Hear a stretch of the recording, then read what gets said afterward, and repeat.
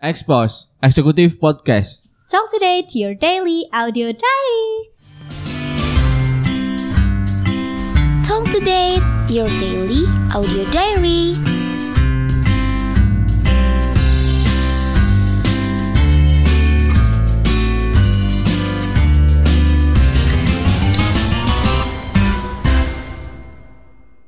Hai, aku Nona, aku dari UBC Radio.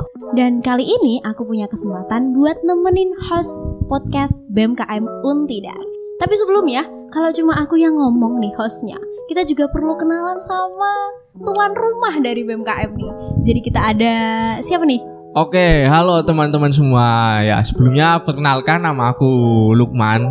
Nah, jadi pada kesempatan kali ini aku bakal mandu teman-teman semua buat dengerin podcast ya pada kali ini gitu. Nah, jadi nanti aku ke depan bakal sama Nonis nih gitu. Cie, ditemenin sama aku katanya. Iya. Mau dipanggil Mas? Dipanggil Mas Lukman aja ya. Jangan sayang dong. Tapi nih, kita mau ngobrolin apa? Soalnya sekelas podcast BMKM, kalau pembicaraannya cuma standar-standar kan gak mungkin dong. Harusnya berbobot banget nih. Iya. Jadi kita mau ngomongin. Nah, jadi pada episode kali ini ya teman-teman, kita tuh mau bahas soal kekerasan seksual dan gender. Kira-kira apa tuh Nonis tuh? Aduh, gender tuh apa ya? Apakah gender tuh cowok sama cewek? Atau gender itu pemikiran masyarakat yang cowok harus gini, cewek harus gini?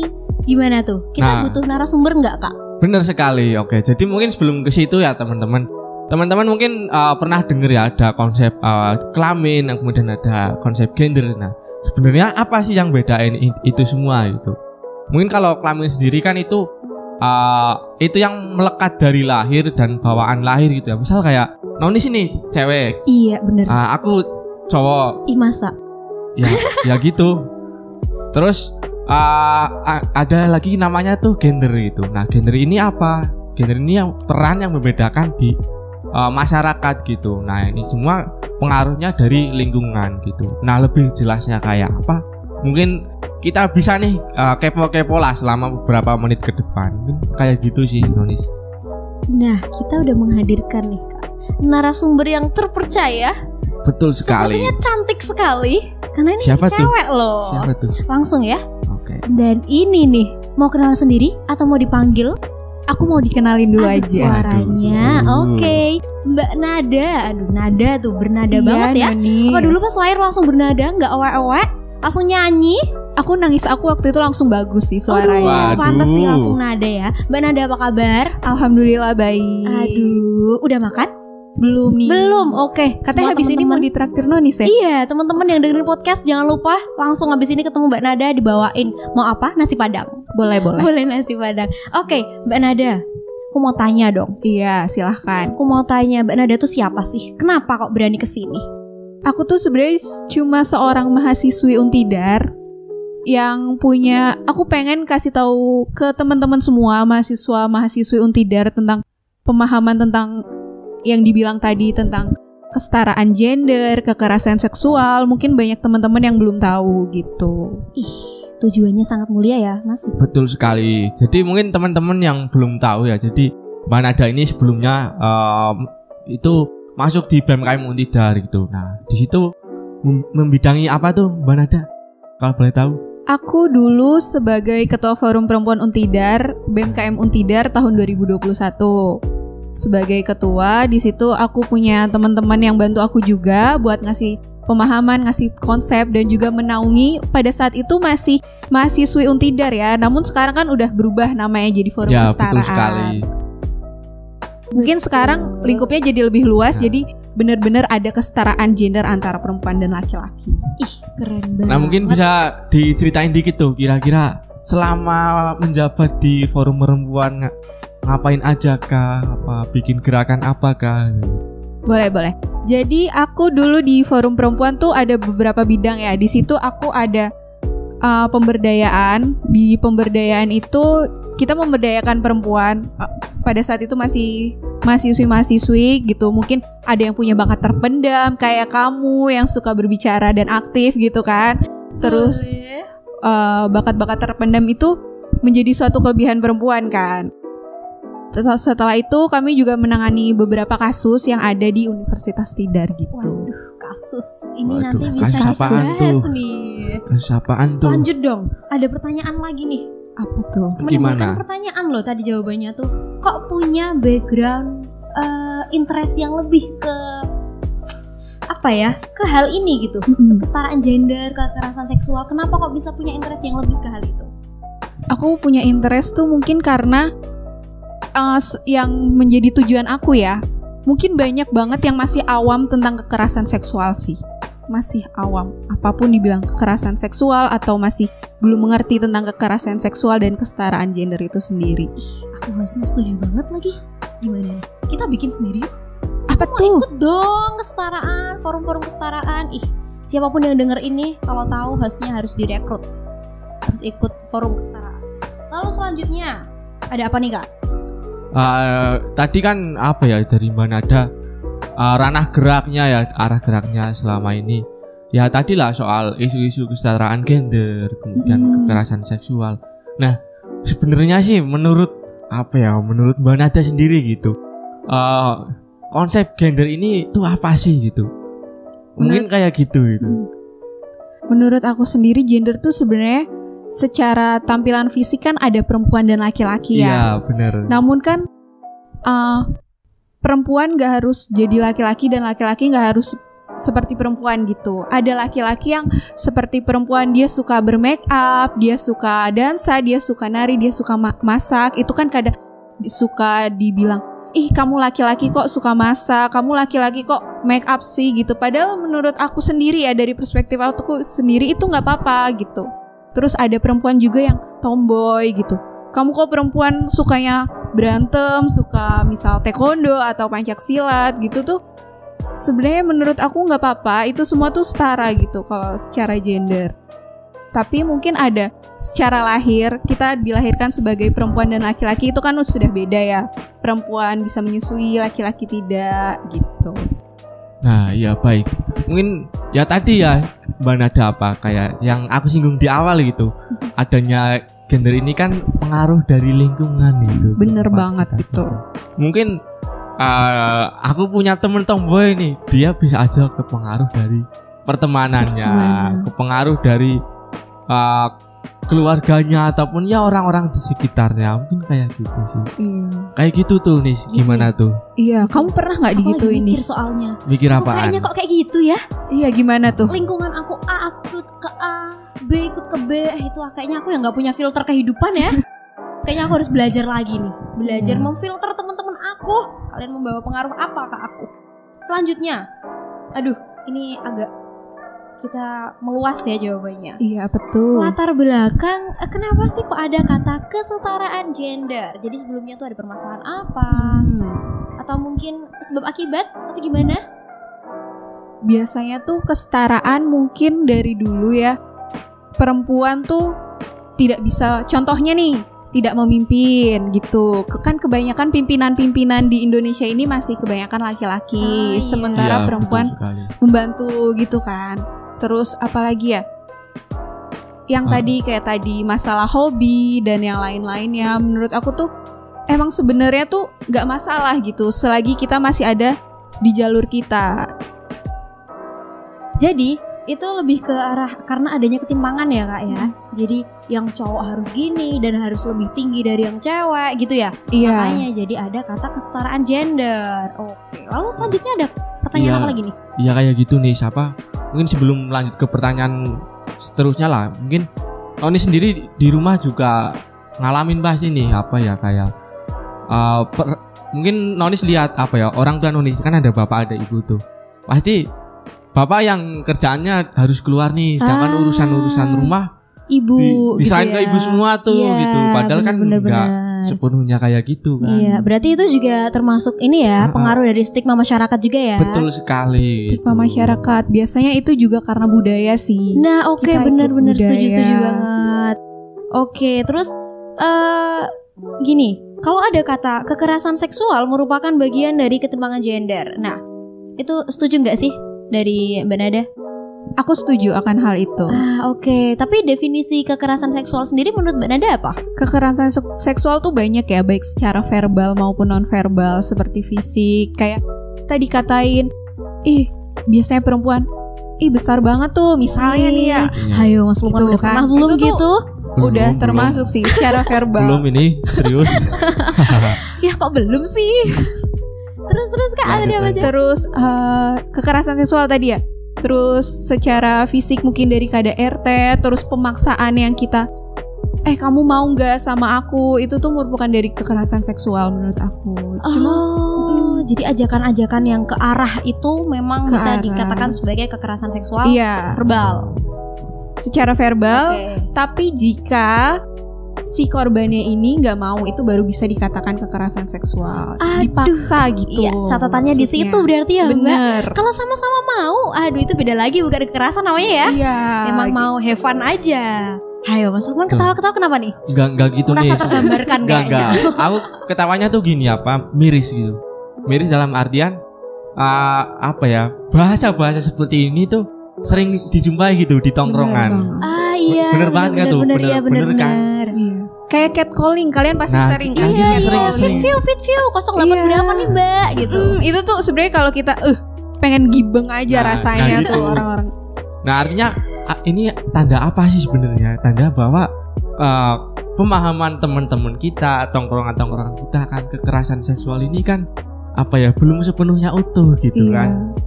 Mungkin kayak gitu nggak sih? Iya. Mereka masih awam akan hal itu. Iya, bener banget. Masih awam, dan ini tuh kayak menjadi seolah budaya yang terus-terusan dilanggengkan gitu loh. Padahal bukan sesuatu yang dibenarkan juga gitu. Jadi ya tahu tempat lah ya. Nah, bener banget. Kalau sama pacar sendiri kan ya gimana gitu. Nah, Kadang cewek malah gombalin aku dong. Iya. Sekarang biasanya gitu. Kelingi-kelingi gitu Iya. ya. Nah. Terus dari Mas Lukman nih mau nanya apa? Ini sih mungkin dari Mbak Nada sendiri lah di kampus selama di forum perempuan tadi pasti banyaklah melihat bentuk-bentuk ketidaksetaraan gender kan gitu yang terjadi di teman-teman mahasiswa. Nah, dari situ kan akhirnya timbul peluang-peluang untuk timbul kasus pelecehan seksual dan seterusnya ini kan sangat terbuka gitu. Mungkin kalau di kampus kita sendiri nih di Untidar gitu, kasus kekerasan seksual kayak gimana sih menurut dari pengalaman Mbak Nada gitu? Kalau dari kasus-kasus yang selama ini aku alami ya, Iya. yang selama ini aku tahu gitu, mungkin kekerasan seksual di Untidar tuh masih antara mahasiswa dengan mahasiswa kebanyakan. Namun udah ada kasus antara dosen dengan mahasiswanya gitu. Kenapa sih bisa nih antara dosen dengan mahasiswa? Mungkin si dosen ini merasa dia punya kekuasaan, dia punya jabatan, sehingga kamu harus kayak gini buat dapat nilai A, misal Oke, kayak gitu. iya. Sehingga si penyintas ini, si korban atau mahasiswa, dia takut. Jadi aku mau nih sama si dosen gitu. Berarti kalau dikatakan kekerasan seksual juga berkaitan dengan ketimpangan gender itu bisa ya? Ketimpangan gender, ketimpangan sosial sih. Oh, oke. Ketimpangan sosial, Oke. ya. Soalnya biasanya kayak cowoknya tuh berani lebih kasar gitu Betul kan. sekali. Jadi kamu kalau berani bilang aku tendang gitu kan. Nah, iya sih akhirnya ketimpangan sosial ataupun relasi kuasa tadi ya. Relasi kuasa, relasi benar kuasa tadi ini kan banget. muncul karena pengaruh satu sama lain. Misal tadi nih dosen sama mahasiswinya gitu. Misal ada contoh lain mahasiswa yang memiliki hubungan dengan seseorang mahasiswi, itu pasti kan ada relasi kuasanya di Ada situ, relasi gitu. kuasa. Biasanya kebanyakan kejadian tuh seperti itu, sehingga si mahasiswi, si korban ini belum berani merapor. Nah, bener. Gak berani speak up gitu ya. Masih Aduh. buka. Masih kasihan ya. Terus selain bentuk kekerasan verbal dan non verbal, bentuk kekerasan yang mungkin terjadi paling gampang lah, paling sering terjadi kayak diawali dengan catcall, lalu selanjutnya apa? Kayak digrepe, astagfirullah. Sampai aku udah bayangin. Apa sih Aduh, aku udah digrepe bayangin. itu? Grepe itu kayak itu loh, anggur, bahasa Inggrisnya anggur. Grip dong, nggak lucu ya. Saya berusaha melucu di podcast BMKM Untidar, tapi sepertinya anak-anak BMKM itu sangat serius ya. UBSC, keluarkan aku dari sini. Jadi gimana tadi urutan-urutannya? Aduh, urutan-urutannya lagi. Step-step biasanya akan menjurus ke kekerasan seksual. Kekerasan biasanya tuh mulai dari si catcalling ini. Ini kita ambil contoh kasusnya ya antara dosen dengan mahasiswi gitu kan. Antara dosen tuh biasanya, kamu mau nilai apa gitu kan?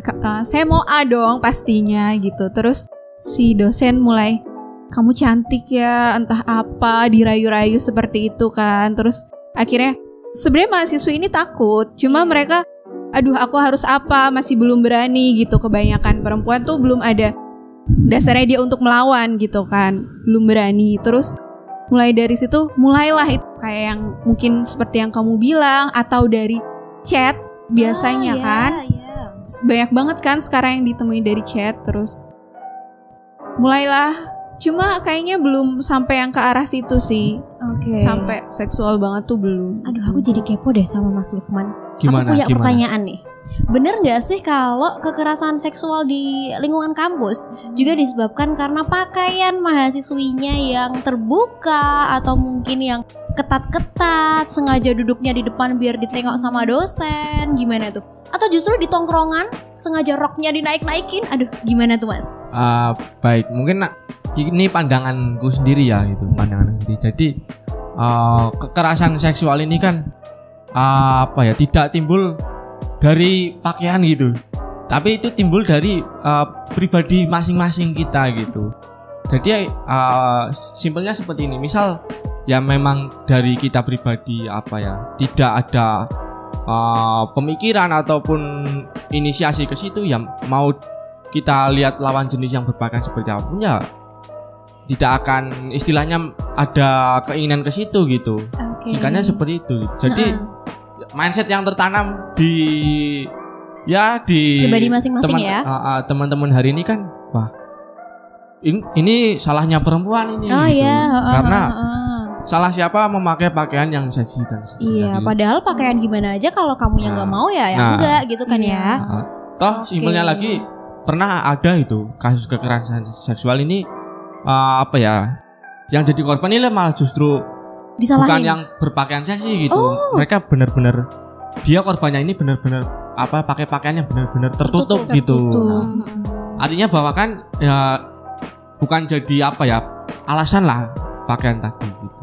Jadi kalian terlalu kuno kalau mikirin pakaian sebagai alasan kekerasan singkatnya seksual. Ya seperti itu gitu. Dan kekerasan seksual ini juga bukan dialami oleh perempuan juga, laki-laki juga pasti mengalami. Kalau aku catcalling Mas Lukman itu kekerasan seksual ini berarti. Kalau bercanda nggak apa-apa sih, tapi kalau tergantung konteksnya. Kadang kita cuma bercanda tapi ceweknya juga baper. Kekerasan seksual nih gitu. Tapi Mas Lukman gimana? Sama Mbak Nada, gimana sih caranya kita ketika dapat kekerasan seksual, menurut kalian dari pihak cowok dan pihak cewek, apa yang harus kita lakukan pertama kali? Apakah aku harus menangis kejer sambil showeran, sambil basah-basahan terus aku gak mau diginiin, atau gimana nih?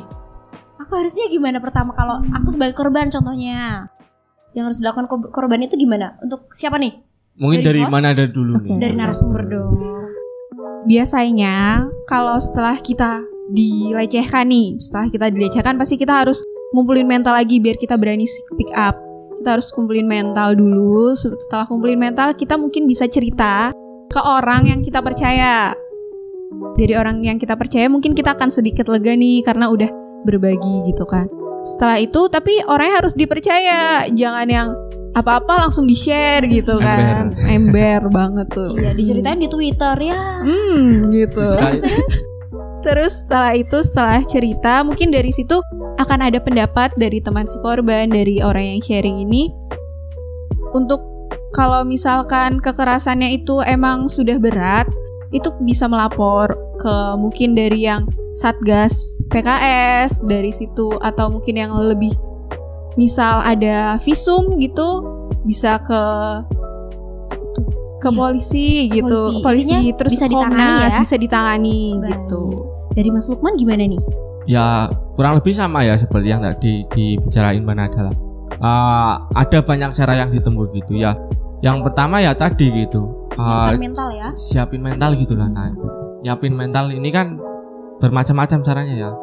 Ya tadi bisa sama teman, kemudian jika butuh konseling ataupun psikolog. Ini kan sudah banyak sekali lah. Aku kira hari ini psikolog yang khusus menangani kasus kekerasan seksual. Kemudian di kampus sendiri sebenarnya kan sudah ada perundang-undangan yang mengatur untuk adanya satuan tugas terkait penanganan kekerasan seksual tadi. Nah, di Untidar sendiri hari ini masih dalam proses pembentukan. Mungkin kiranya ke depan besok bisa ke situlah, mulai dari penanganan dari psikologis untuk psikolog dan seterusnya, kemudian ada jalur hukum dan sebagainya bisa ke situ. Kalau di BMKM sendiri nanti bisa nggak cerita-cerita ke teman BMKM, melaporkan ke teman-teman BMKM atau mungkin gitu? Oh, sangat bisa nulis, sangat bisa. Terbuka ya untuk teman-teman semua. Mungkin kalau teman-teman tahu di BMKM hari ini kan ada yang namanya forum kesetaraan tadi gitu. Nah, silakan teman-teman bisa ke situ gitulah. Ya tidak harus ada kasus dulu baru ke situ gitu. Teman-teman bisa diskusi soal gender, bisa diskusi soal KS dan seterusnya. Karena KS ini kan sangat terbuka akan terjadi gitu, baik di pertemanan ataupun ya dimanapun kita berada. Apalagi ruang seperti kampus ini kan ya perlu kita waspadai bersama. Iya. Kayak gitu. Jadi pembahasan mengenai hal-hal seperti ini sudah tidak menjadi hal yang tabu lagi ya. Tapi justru kita sediakan forum. Bener jadi memang banget. Kalian juga diskusinya nggak ngalor ngidul aja, juga ada dasarnya dan banyak teman-temannya pastinya. Terus Mas, ada apa lagi nih? Mau nanya apa nih? Iya sih. Mungkin ini Mbak Nada, dari pengalamannya Mbak Nada kemarin lah di forum perempuan ya, penanganannya kayak gimana sih dari teman-teman yang mungkin ada laporan ataupun sharing-sharing gitu? Oke. Pertama, setelah kita menerima laporan nih, kita akan konsul dulu, kita beri pemahaman, pokoknya kita dengarkanlah cerita si korban ini. Setelah itu merupakan kasus yang berat atau dia ingin diminta bantuan hukum, ditindaklanjuti, kita minta bantuan ke LBH, seperti itu sih. Apa tadi? LBH, Lembaga Bantuan Hukum gitu. Keren atau banget. Banyak kok yang lembaga-lembaga yang untuk membantu kita dari kekerasan seksual tuh banyak. Ada TP2, K2S, apalagi itu banyak kok. Komnas HAM gitu-gitu. Jadi memang sudah ada perundang-undangannya ya Mas? Sangat Ada undang-undang betul. juga sebagai landasan kita untuk. Oke. Kalau dari Mas Lukman nih, waduh ini agak keras tapi boleh dipertanyakan Gimana? Betul. Apakah kampus sudah melakukan penanganan dengan baik untuk korban dan pelaku sejauh ini? Mungkin ya sejauh pengamatanku ya hari ini mungkin beberapa kemarin sudah ada dari kampus ya peran dalam artian gimana sih melindungi para korban ataupun ya menyelesaikan kasus ini. Tapi ya walaupun sudah ada kontribusi dan seterusnya, ya perlu kita desak ke depannya lah, karena hari ini sudah ada Permendikbud terkait, ya tinggal gimana kita bisa memahami itu dan kita mengawal implementasinya gitu ke depannya. Oke, jadi kayak gitu ya penanganannya. Iya, pokoknya yang pertama sehatkan mental dulu setelah mengalami kekerasan seksual. Lalu yang kedua tadi apa? Berani speak up ke orang-orang sekitar. Lalu nanti bisa ada banyak penanganan yang akan diberikan. Mulai dari pihak kampus tuh pun juga udah mulai terbuka ya. BMKM juga ada forumnya. Terus ini nih yang terakhir, kita mau penutupan ya, udah panjang banget kita. Udah ya, lama banget ya. Haus dong. Habis ini nasi padang. Yeay. Iya lagi. Oke, dari Mbak Nada. Aku mau dong quotes of the day. Aduh, pesan-pesan mengenai kekerasan seksual ataupun kesetaraan gender. Bukan quotes ya, ini seperti kalimat yang panjang mungkin kalau dari aku ya. Silakan. Buat perempuan-perempuan di luar sana, cobalah berani. Terus lindungi diri kalian jika kalian sudah terlanjur terkena pelecehan atau kekerasan seksual. Berani speak up, jangan bungkam, karena mungkin dari suara kalian akan melindungi korban-korban lain. Keren banget. Mas Lukman ada kesan pesan? ini sih mungkin aku ya ingin memberi apa ya bersama-sama lah membangun semangat sama teman-teman yang lain gitu, bahwa isu soal kesetaraan gender, isu soal kekerasan seksual ini tidak semata-mata diperjuangkan oleh perempuan gitu, bahwa isu ini itu merupakan isu kemanusiaan gitu. Dengan adanya kita masih mempertahankan budaya-budaya patriarki, budaya-budaya ketidaksetaraan gender ini justru malah seringkali memberatkan peran dari laki-laki gitu dalam sehari-hari. Misal contoh tadi gitulah, bahwa yang terstigma hari ini bahwa laki-laki ini kan harus bekerja di luar rumah dan seterusnya. Perempuan yang harus di rumah mengurusi urusan domestik.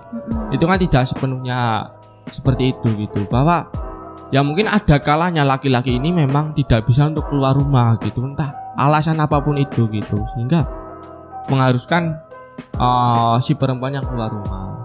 Jadi dengan stigma yang begitu kuat akhirnya kan justru menjadi pressure tersendiri gitu. Salah satu contohnya seperti itu. Oke. Aduh, terima kasih Mbak Nada, terima kasih untuk Mas Lukman juga menemani host. Saya yang nemenin Mas Lukman ya. Terus intinya